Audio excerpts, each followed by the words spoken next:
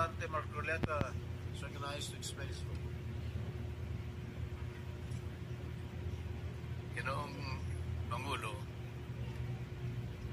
noong ang ating Panginoong Diyos ay nilalang po niya yung unang dalawang tao, pinagsabihan niya rin po meron siyang isang sinabi sa kanila na para na rin po sa kanilang kapakanan. Ang sabi po niya, kayong dalawa, lahat ng nakikita ninyo na bunga ng halamanan sa inyong paligid at lahat ng mga hayop na nakikita nyo na gumagala riyan, pwede ninyong kainin para sa inyo lahat yan. Ngunit yung natatanging na puno na nandiyan sa gitna ay huwag ninyong gagalawin. Matatag po ang kabawalan ng ating Panginoon Diyos.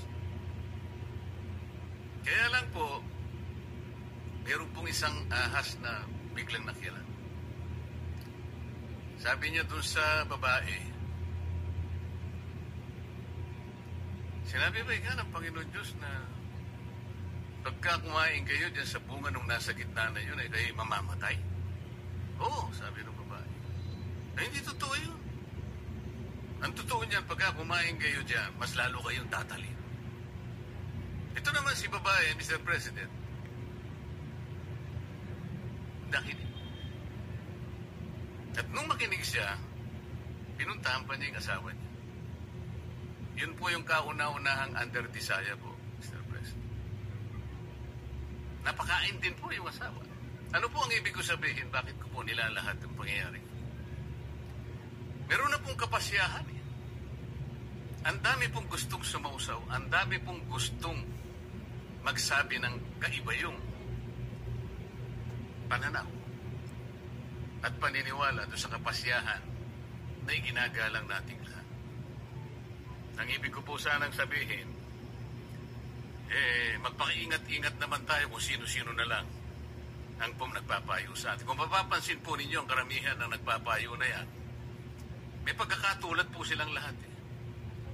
Una, lahat po sila hindi nila binasa ng kumpleto yung rules of procedures ng impeachment proceedings sa House of Representatives. Sapagkat kung binasa po nila yon, malamang hindi po ganun ang kanilang ibinubulong. Pangalawa, lahat po nung yun ay puro paborito po ng mainstream media. Sila na lang po yung tinatanong. Pangatlo, lahat po ng yun, walang pagmamahal sa mga Duterte. Ngayon, kung yung kalipunan po ng mga tao na yun, ang karamihan po sa kanila ay nagsasabi, sila po yung mga legal luminaries. Tingin ko po sa kanila yung iba ay legal mercenaries, Mr. President. With all due respect to the word. Kaya po kung minsan, imbes na po malinawan ang marami po nating kababayan, nagkakaroon po ng pag-aalinlangan. Yung iba po ay naililigaw, nalilinlang sapagkat iba't iba. Kaiba yung mga paniniwala, pinipilit at gustong ipilit na yung pa yung mananaig kesa doon sa kapasyahan na po na ibinaba ng Korte Suprema. Kung sa bagay nga po, sa una po pong paghalimbawa, Panginoon Diyos na nga po yun. Kinontra pa ng ahas. Ginong Pangulo, sa mga abogado po, palaging may biruan Kasi po sa lahat ng pagdidiskusyon ng ating korte, lalong-lalo na po ang kataas-taasang hukuman, hindi naman po lahat ay agreeable. Merong partidong aggrieve siya, merong partidong masaya siya. Ngunit, sa katapos-tapusan wala po tayong magagawa kundi tanggapin ang kapasyahan. Isa po sinasabi nga natin kahit pabiro.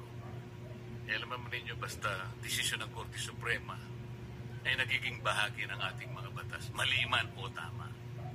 Yun po ay nasa Article 8 Civil Code na binanggit na po kanina ni Senator Bato. Na sinasabi po, judicial decisions applying or interpreting the laws on the Constitution shall form part of the legal system of the Philippines. wala na po tayong magagawa doon. Batas na po yun eh. Sa akin pong naunang talumpati kanina, Ginoong Pangulo, hindi ko na po ulitin. I will just request that my entire speech, Mr. President, be incorporated by way of preference to be included in this explanation in my voting yes for my own motion. Thank you very much, Mr. President.